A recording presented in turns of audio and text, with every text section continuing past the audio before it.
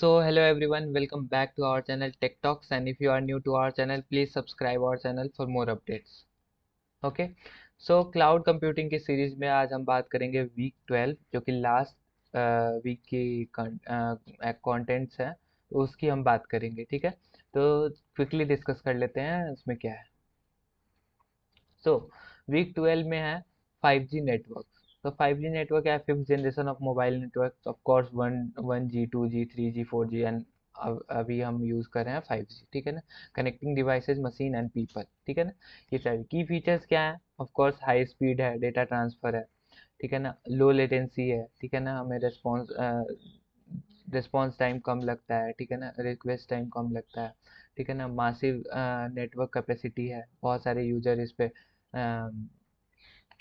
Operate कर रहे हैं, ठीक है ना, enhance user experience, support emerging industry and application. ये सारी चीज़ें की फीचर्स हैं। हम लोग 5G यूज़ कर रहे हैं तो दो चार की फीचर्स तो हम लोग ऐसे ही बोल सकते हैं। ठीक है ना, जनरेशन ऑफ मोबाइल नेटवर्क क्या था कि पहले आया 1G, एनालॉग वॉइसेस को यूज़ करता था, एनालॉग सिग्नल्स को, वॉइस भेजने को। ठीक है ना, तो 90s 80s में उसका वो हुआ था, इवोल्यूशन हुआ था। फिर उसके बाद 2G आया जो कि डिजिटल सिग्नल को यूज़ करता था। ठीक है ना, अर्ली 1990s में आया। फिर उसके बाद 3G आया, 2000 में आया। फिर उसके बाद मोबाइल बैंड, ब्रॉडबैंड आ गया, LTE का फुल फॉर्म क्या होता है? LTE का फुल फॉर्म होता है लॉन्ग टर्म इवोल्यूशन, इवोल्यूशन। ठीक है ना, सॉरी। ठीक है ना, तो ये सारी चीजें हैं। ठीक है ना, अब CDMA का आप सोच रहे होंगे क्या होता है, फुल फॉर्म क्या है CDMA? तो CDMA का फुल फॉर्म मेनली होता है code division multiple access. Multiple access in the sense कि state that data can be transmitted to the single communication through different several transmitter. बहुत सारे ट्रांसमीटर से सिंगल जो कम्युनिकेशन है उस पे डेटा ट्रांसमिट हो सके। ठीक है ना, उसके बाद हमारा आ गया, अभी हम जो 5G यूज़ कर रहे हैं तो इसमें क्या था, स्पीड इनहेंस हो गई, ठीक है ना, रिलायबिलिटी आ गई, यूजर एक्सपीरियंस बढ़ गया, वाइडर रेंज ऑफ एप्लीकेशन। ठीक है ना, यूज ऑफ 5G क्या है, enhance mobile broadband, broadband enhance हो गई, हाई स्पीड हो गया, reliable data application, AR VR के लिए बेहतर हो गया कि हाँ AR VR भी हम अच्छे से प्रोसेस कर पा रहे हैं। ठीक है ना, मिशन क्रिटिकल कम्युनिकेशन जहाँ low latency supports low latency and high reliability application, जैसे रिमोट सर्जरी जो होती है वहाँ पे भी 5G का बहुत ज़्यादा ये है, कंट्रीब्यूशन है कि वो आसान हो गया। ठीक है ना, massive IoTs connects large number of IoT devices efficiently connect करता है, क्योंकि ये सारी चीज़ें जो कंप्यूटिंग में है वो सारी चीज़ें इंटरनेट की रिक्वायरमेंट बहुत ज़्यादा होती है, स्पीड बहुत ज़्यादा मैटर करती है। ठीक है ना, तो ये सारी चीज़ें को एलिमिनेट करके 5G बहुत स्पीड देता है, तो वो चीज़ें हैं। ठीक है ना, उसके बाद cloud computing in 5G and cloud synergy. ठीक है ना, provide resource for IoT and real time application, support distributed and edge centres, data centre enabling cloud capabilities closer to the user. ठीक है ना, तो ये सारी एज पे लाके सारी रिसोर्सेज होती हैं और 5G से रिट्रीव करके यूजर एक्सपीरियंस को बढ़ा देता है। ठीक है ना, एज कंप्यूटिंग क्या होता है 5G में? तो edge computing position computing resources near user, ये हम बहुत बार रिपीट कर चुके हैं।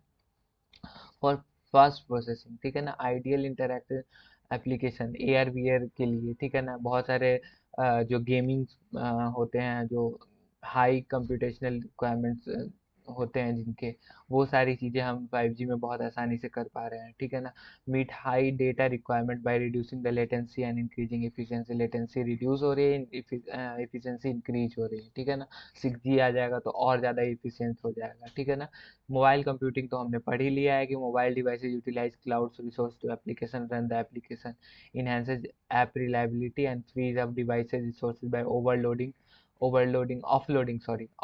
The data processing to the cloud. Offload कर देते हैं रिसोर्सेज को, ऑफलोड कर देते हैं क्लाउड पे। ठीक है ना, कि ताकि मोबाइल पे ही सारा कुछ लोड ना पड़े।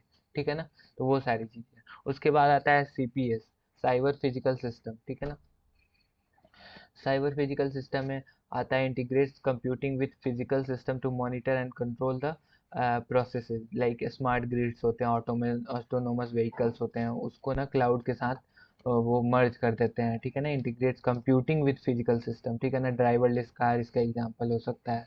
अभी use in health care system, industrial automation में ही आता है। मिलिट्री सिस्टम में आ गया है कि हाँ रडार ये सब ऑटोमेट हो रहे हैं। ठीक है ना, मर्जिंग सॉफ्टवेयर एंड ड्रोन्स, ये सब मिलिट्री में अगर देखें तो ड्रोन्स ये सब ऑटोमेट हो रहे हैं, ठीक है ना।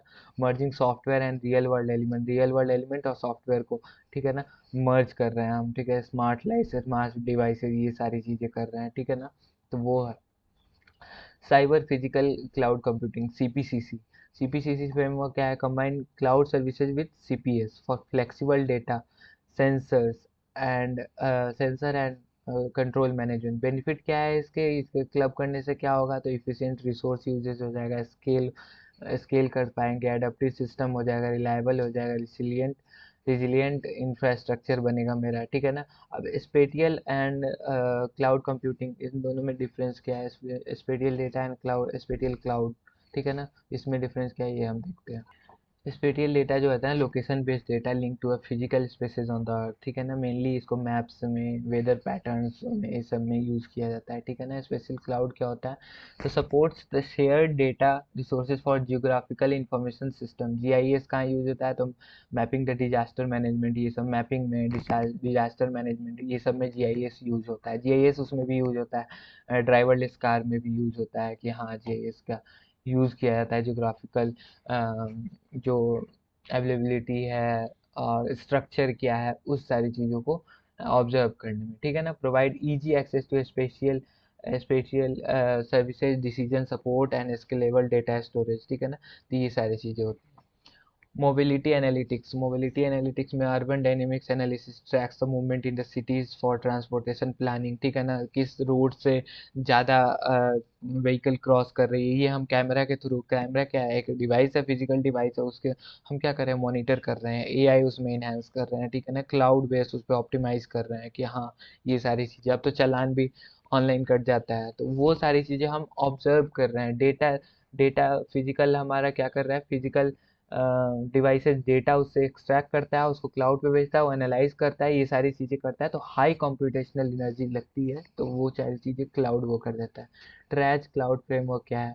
The cloud based services for mobility data optimising, location based service delivery, food delivery, जैसे जोमेटो है, ये सारी चीज़ें हैं, स्विगी है, ये सब फूड डिलीवरी जो करती है, किस एल्गोरिदम पे करेगी, किस रूट से जाएगी तो ज़्यादा इफिशिएंटली और ज़्यादा जल्दी डिलीवरी होगी फूड, ये सारी चीज़ें, ठीक है। तो ये सारी चीज़ें इस पे वर्क करती है। Last not the list, internet of health things.